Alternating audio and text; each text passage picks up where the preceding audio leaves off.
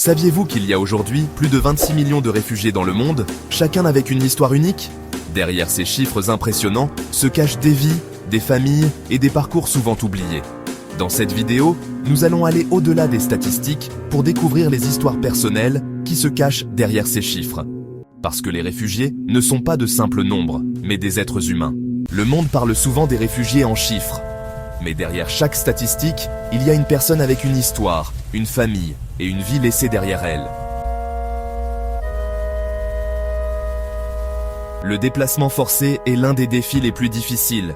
Imaginez devoir quitter votre maison du jour au lendemain, sans savoir si vous y reviendrez un jour. Il y a aussi la discrimination. De nombreux réfugiés font face aux préjugés et sont traités injustement simplement parce qu'ils cherchent à se mettre en sécurité.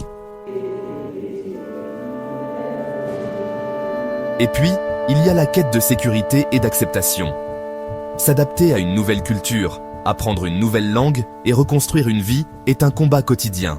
Sans oublier les voyages dangereux et les camps de réfugiés surpeuplés où le danger est omniprésent. Prenons l'exemple d'Amal. Elle a grandi dans un petit village en Syrie, entourée de sa famille aimante. Lorsque la guerre s'est intensifiée, elle a été séparée de ses parents. Son voyage vers la sécurité a été long et éprouvant, marqué par la peur et l'incertitude. Il y a aussi Kevin, qui a fui son pays en Afrique après que sa famille a été menacée par des groupes armés. Son parcours a été rempli de doutes, mais sa détermination à survivre l'a aidé à continuer. Maria, une jeune mère originaire d'Ukraine, a dû fuir avec ses enfants après que son mari a été grièvement blessé par le conflit.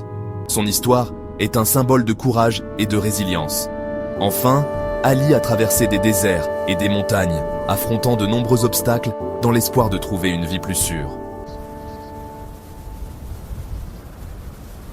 Une histoire m'a particulièrement marqué, celle de Fatima.